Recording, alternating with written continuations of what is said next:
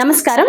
Telugu Ganga news కు స్వాగతం. పోలవరం నియోజకవర్గం పర్యటనలో భాగంగా ఎమ్మెల్యే క్యాంపు కార్యాలయంకి వస్తున్న ఉమ్మడి పశ్చిమ గోదావరి జిల్లా ఇన్ఛార్జ్ మంత్రి, పౌర సరఫరాల శాఖ మంత్రివర్యులు శ్రీ నాదెండ్ల మనోహర్ గారికి స్థానిక గిరిజనులు వారి సాంప్రదాయం నృత్యంతో ఘన స్వాగతం పలికారు. మంత్రి మనోహర్ గారి సమక్షంలో సుమారు 100 మంది వైఎస్ఆర్సీపీ పార్టీ నుంచి జనసేన పార్టీలోకి జాయిన్ అయ్యారు.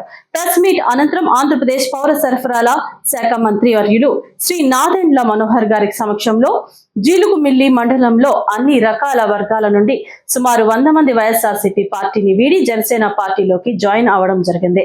దశాబ్ద కాలం నుండి జనసేన పార్టీని ఎంతో చక్కని క్రమశిక్షణతో ఎన్ని ఆటుపోట్లు వచ్చినా దినదిన అభివృద్ధి చెందుతూ ప్రజల పట్ల డిప్యూటీ సీఎం శ్రీ పవన్ కళ్యాణ్ గారికి ఉన్న విధానం, వారి మనోగతం నచ్చి నేడు వేరే పార్టీ నుండి జనసేన పార్టీలోకి రావడానికి సాధనంగా ఆహ్వానం పలికారు. అలాగే వారికి మంత్రి నాదెండ్ల మనోహర్ గారు మరియు స్థానిక ఎమ్మెల్యే చిర్రి బాలరాజు గారు, ఒంగటూరు శాసనసభ్యులు ధర్మరాజు గారు జనసేన పార్టీ నుంచి శుభాకాంక్షలు తెలియజేశారు.